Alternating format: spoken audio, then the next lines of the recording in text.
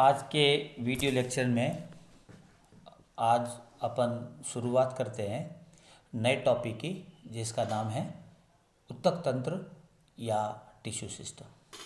इससे पहले मैंने आप लोगों को वेरियस टाइप ऑफ जो टिश्यूज़ होते हैं, विभिन्न प्रकार के जो उत्तक होते हैं, उनके बारे में बताया था। तो मैंने बताया था कि उत्तक 3 तरह के होते हैं: सिंपल, कॉम्प्लेक्स और स्पेशल। स्पेशल टिश्यू को सेक्रेटरी टिश्यू भी कहते हैं। इन तीनों टिश्यूओं का मैंने विस्तार पूर्वक आपको समझा भी दिया और इसके नोट्स भी लिखवा दिए। ठीक है, अब उसी के क्रम में आगे चलते हैं कि टिश्यू सिस्टम।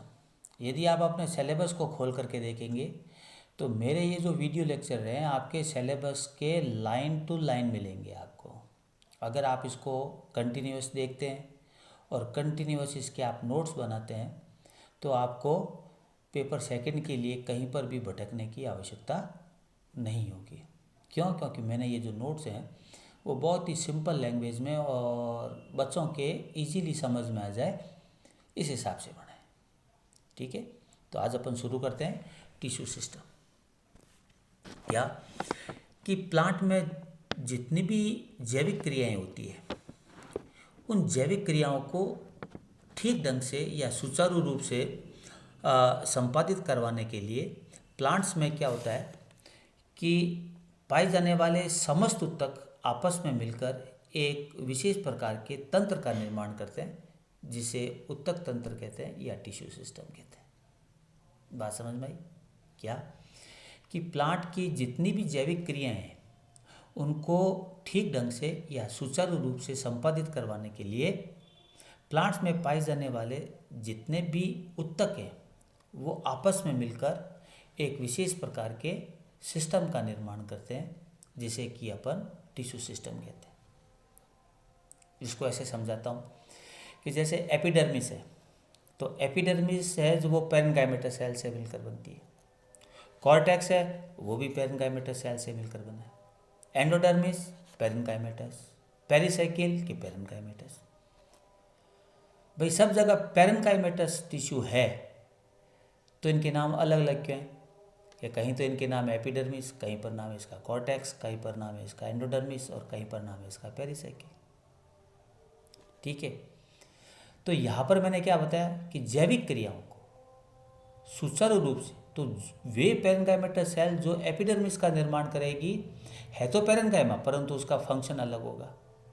कॉर्टेक्स है तो पैरेन्काइमा, परंतु उसका फंक्शन अलग।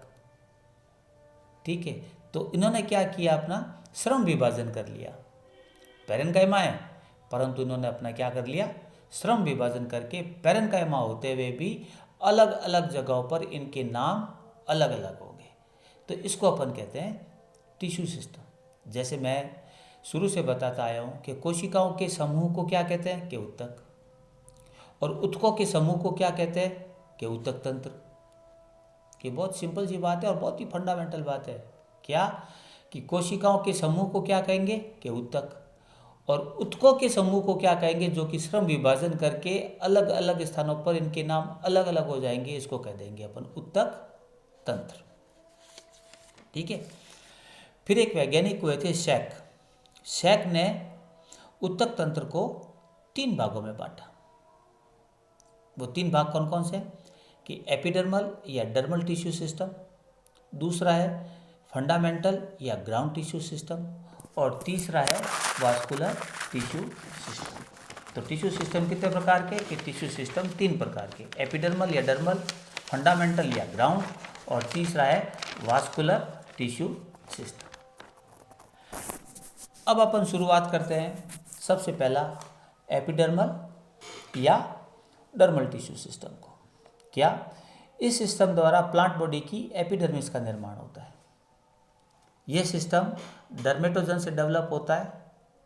प्लांट बॉडी में एपिडर्मिस की एक ही लेयर पाई जाती है, परंतु अपवाद स्वरूप कुछ प्लांट की रूट, जैसे ऑर्किड की रूट, बरगद की लीफ, कनेर की लीफ में एपिडर्मिस है वो बहुपरतीय होती है। एपिडर्मिस मर्दूतक की बनी होती है, मैंने आपको अभी बताया था, परंतु है तो मर्दूतक यानी पेरेन्काइमा की, परंतु नाम क्या आएगा, एपिडर्मिस। यही पेरेन्काइमा जब कॉर्टेक्स में चला जाएगा तो उसको कहेंगे है तो पेरेन्काइमा, परंतु कहलाएगा क्या, वल्कुट या कॉर्टेक्स। इसी तरह से एपिडर्मिस पेरेन्काइमेटर सेल की बनी होती है। इनकी सेल आपस में सटी हुई होती है और इंटरसेलुलर स्पेस जो है वो नहीं पाया जाता। आइसोडायमेट्रिक शेप की होती है। एपिडर्मिस वायुमंडल के सीधे संपर्क में रहती है, अतः प्लांट बॉडी की आवश्यकता अनुसार इसकी शेप और साइज में क्या होता है, परिवर्तन होता रहता है। जैसे कुछ प्लांट ऐसे है जिसकी एपिडर्मिस ट्यूब लाइक होती है। एपिडर्मिस की जो सेल होगी वो ट्यूब लाइक एपिडर्मल सेल कौन कौन से होंगे, पीटियोल यानी पर्णवृंत की एपिडर्मिस होगी, वो ट्यूब लाइक होगी एपिडर्मिस की सेल। लीफ वेनेसन यानी लीफ में जो शिरा विन्यास पाया जाता है उनकी जो एपिडर्मिस होगी उनमें ट्यूब लाइक एपिडर्मिस मिलेगी। इसी तरह से टीथ लाइक प्रोजेक्शन वाली एपिडर्मिस, इसे अपन क्या कहते हैं, फ्लेजेंट भी कहते हैं, फ्लेजेंट एपिडर्मिस। तो इसमें आप ये समझ लेना कि इसकी एपिडर्मिस है वो टीथ लाइक है। कौन है इसमें, पर्णफलक यानी लेमना और फ्लावर के जो दल्स होते हैं उनकी एपिडर्मिस होगी वो टीथ लाइक प्रोजेक्शन वाली होगी या फ्लेजेंट कहेंगे। एपिडर्मिस में पाए जाने वाले जो लवक होते हैं यानी प्लास्टिक जो होते हैं वो छोटे व वर्णकहीन होते हैं, यानी उसमें कलर नहीं होता। परंतु कुछ जलीय प्लांट व साइकोफिलस प्लांट के स्टोमेटा की गार्ड सेल में क्लोरोप्लास्ट पाया जाता है, इस कारण वो हरे कलर के दिखाई देते हैं। ठीक है, नेक्स्ट बात, बरगद है, अरबी है, इन प्लांट्स की जो लीफ है कि एपिडर्मल सेल में म्यूसिलेज, रेजिन, टेनिन व खनिज लवण के क्रिस्टल, जिन्हें कि रेफाइट या सिस्टोलिथ कहते हैं, ये उपस्थित रहते हैं। कोलियस टेटेस्केशिया के सेल शेप में एपोसाइनिन नामक वर्णन की उपस्थिति के कारण ये लाल रंग का दिखाई देता है। रूट की एपिडर्मिस को एपिब्लेमा भी कहते हैं। यह रूट द्वारा अवशोषित जल व खनिज लवणों को अवशोषित करने का कार्य और उसको प्लांट में वितरित करने का कार्य करती है। कुछ प्लांट की एपिडर्मिस पर क्यूटीन का निक्षेपण होता है, परंतु रूट की एपिडर्मिस पर कभी भी क्यूटीन का निक्षेपण नहीं मिलता। क्यूटीन का प्रमुख कार्य एपिडर्मिस को सुरक्षा प्रदान करना तथा वाष्पोत्सर्जन की दर को कम करना है। तो ये तो हुआ एपिडर्मल और डर्मल टिश्यू सिस्टम के बारे में थोड़ा बहुत जनरल। अब कल का जो वीडियो लेक्चर होगा उसके बारे में कराऊंगा तो एपिडर्मल या डर्मल टिश्यू सिस्टम ही, परंतु उसके अंदर पाए जाने वाले जो अदर चीज़ें हैं उसके बारे में बात करेंगे। ठीक है भाई।